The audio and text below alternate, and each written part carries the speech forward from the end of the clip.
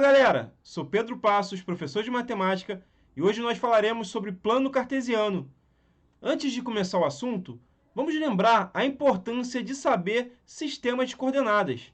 Por volta de 200 anos antes de Cristo, um matemático chamado Eratóstenes criou um sistema de coordenadas geográficas. Através desse sistema, foi possível as grandes navegações e a descoberta de novos continentes. E hoje em dia, é possível a localização de pessoas ou lugares em tempo real através do sistema de GPS. Os sistemas de coordenadas também são utilizados na medicina.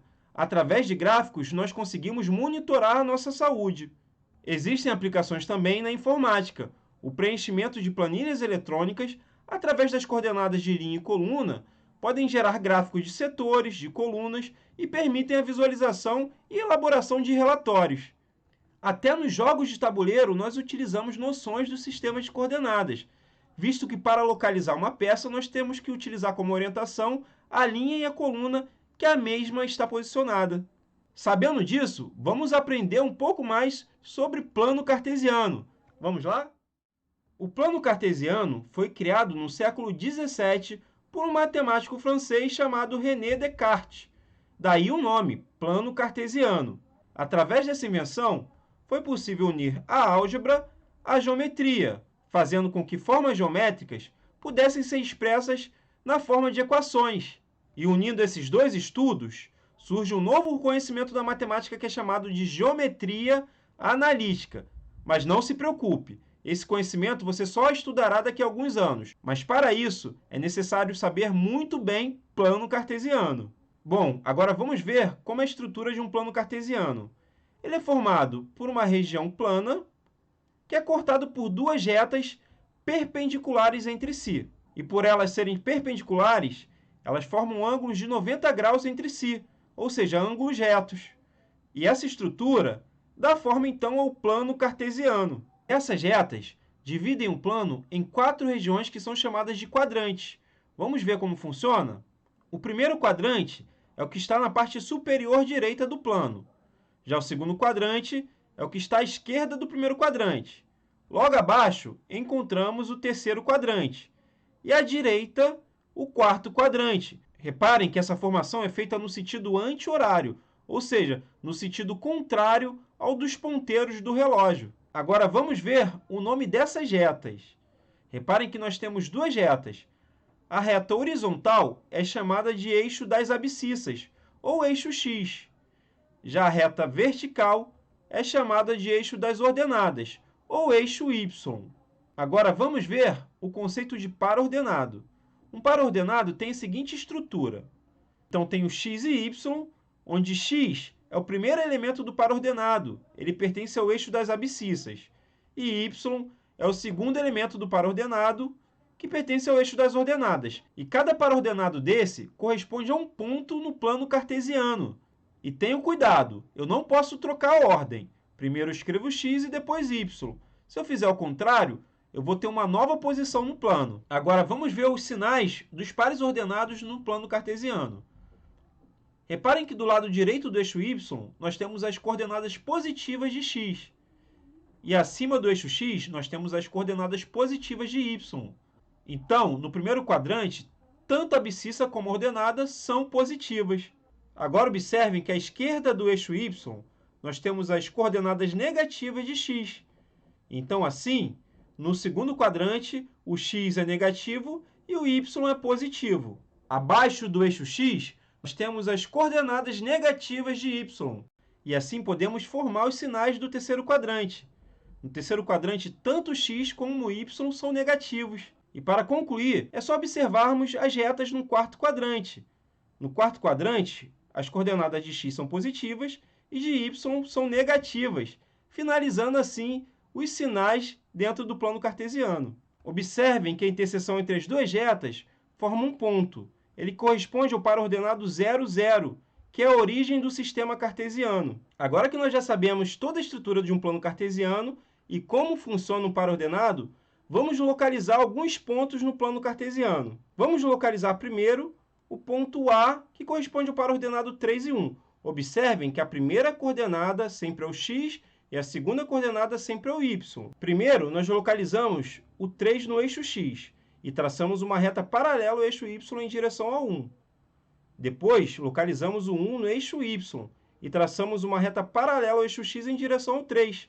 O encontro entre essas duas retas é o meu ponto A, que fica no primeiro quadrante. Agora vamos localizar o ponto B, que é dado pelo par ordenado menos 2 e menos 4.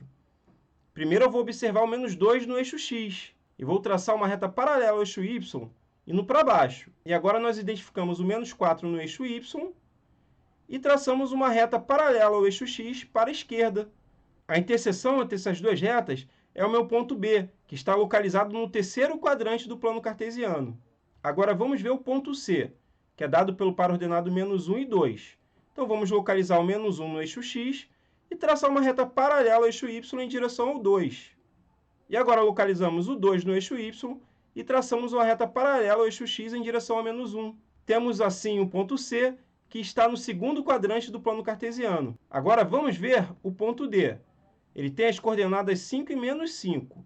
Primeiro, vamos localizar o 5 no eixo x e vamos traçar uma reta paralela ao eixo y para baixo.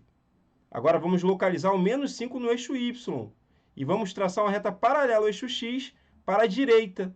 E a interseção entre essas duas retas é meu ponto D, que está localizado no quarto quadrante do plano cartesiano. Agora vamos ver o ponto E. Ele é dado pelo par ordenado 0 e menos 1.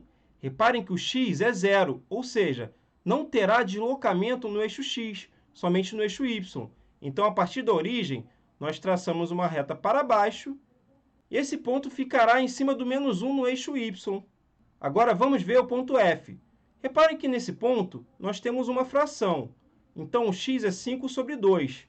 Vamos dividir para poder ter uma localização mais precisa no plano.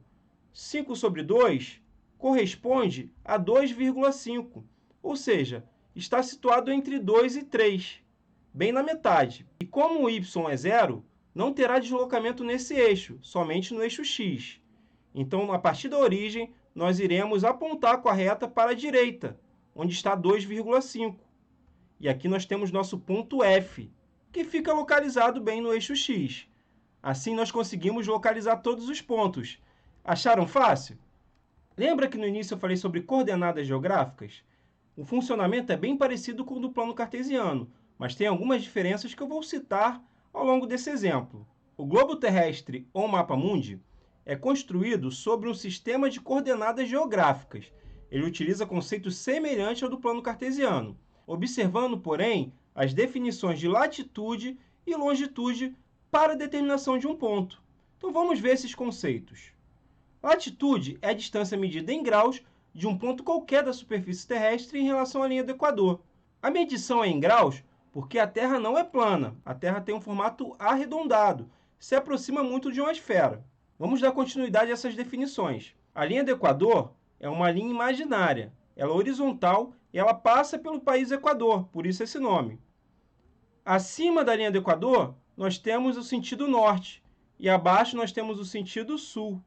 Então, a latitude será definida pela distância norte ou sul que um ponto está da linha do Equador. Agora, vamos ver o que é uma longitude. Longitude é a distância também medida em graus de um ponto qualquer da Terra em relação ao meridiano de Greenwich. Esse nome se dá em homenagem ao bairro que fica em Londres. Então, assim, temos o meridiano de Greenwich formado na vertical. À direita dele temos o leste e à esquerda, o oeste, formando assim os 4 pontos cardeais, norte, sul, leste e oeste. Quer ver ficar mais fácil? Vamos ver a localização da cidade do Rio de Janeiro de acordo com as coordenadas geográficas. O Rio de Janeiro está a uma latitude de 22 graus, 54 minutos e 13 segundos sul, ou seja, abaixo da linha do Equador, e uma longitude de 43 graus, 12 minutos e 35 segundos oeste, ou seja, à esquerda do meridiano de Greenwich. Também podemos representar essas coordenadas com sinais de positivo ou negativo, de acordo com a sua posição geográfica. Olhem as coordenadas do Rio de Janeiro. A latitude é negativa porque fica no sul, ou seja, abaixo da linha do Equador. E a longitude também é negativa, porque fica no oeste, à esquerda no meridiano de Greenwich. Uma observação muito importante. Para as coordenadas geográficas, Primeiro, nós olhamos o eixo vertical e depois o horizontal. Isso é diferente do que aprendemos em plano cartesiano, então não confunda. Agora, vamos pôr em prática todo esse conhecimento que a gente adquiriu. Vamos localizar os pontos A e B representados na figura, nesse mapa. Na verdade, são um planisfério. Então, vamos traçar primeiro o eixo vertical, que representa o meridiano de Greenwich, e o eixo horizontal, que representa a linha do Equador. Vamos olhar primeiro o ponto A. Reparem que ele está a 20 graus abaixo da linha do Equador. Ele está a 40 graus à esquerda do meridiano de Greenwich. Então, assim, podemos escrever as coordenadas do ponto A, que é latitude 20 graus sul e longitude 40 graus oeste, ou apenas menos 20 graus e menos 40 graus. Aqui nós já notamos as principais diferenças em relação ao plano cartesiano. As medidas são dadas em graus e, como eu falei, primeiro é dado as coordenadas do eixo vertical e depois horizontal. Agora vamos ver o ponto B. Notem que ele está no norte. Ele está a 40 graus acima da linha do Equador. Está no leste. Está a 100 graus à direita do meridiano de Greenwich. Então, as coordenadas geográficas desse ponto é de latitude 40 graus norte, longitude 100 graus leste, ou 40 graus positivo e 100 graus positivo também. Você sabia que é possível localizar qualquer ponto do planeta através do Google Maps? Vamos ver como isso funciona. Então, vamos entrar no Google Maps. Aqui nós podemos pesquisar pelo nome ou pelas coordenadas geográficas. Eu vou pesquisar um lugar que eu gosto muito, que é o Maracanã.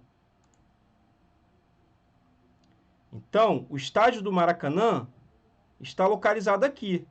Reparem que eu posso clicar com o botão direito e ter acesso às coordenadas geográficas. A latitude dele é de aproximadamente menos 22,9 graus. Já a longitude é de aproximadamente menos 43,2 graus. Conseguimos também mudar o modo de visualização para via satélite. Assim, através da tecnologia de GPS, nós conseguimos ver tudo que tem no entorno do Maracanã. Agora, eu vou deixar uma sugestão de atividade para vocês. Pesquisem as coordenadas geográficas do bairro onde você mora, ok? Agora, para finalizar, vamos ver uma aplicação nos jogos. Temos o jogo de Batalha Naval. Esse jogo está disponível no material de complementação escolar 1.2/2020, na página 7. Esse é um jogo de tabuleiro. Eu posso jogar com um colega.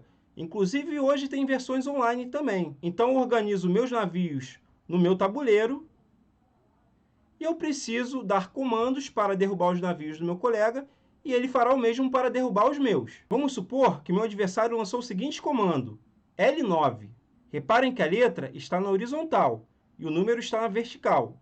Vamos ver onde o míssil cairá. Ele caiu na água, errou o meu navio. Agora, em outra jogada, ele deu o seguinte comando: E14. Vamos ver onde cai o míssil. O míssil dele destruiu um dos meus submarinos. Que pena. Agora, pessoal, é hora da gente recapitular tudo o que aprendemos hoje. Compreender sistemas de coordenadas cartesianas, representar e localizar pontos no plano cartesiano e aplicar o sistema de coordenadas cartesianas dentro de um contexto. Pessoal, vou ficando por aqui. Espero que tenham curtido a aula. Não deixem de fazer as atividades do Caderno Pedagógico Rieduca e espero vocês na próxima aula. Até mais!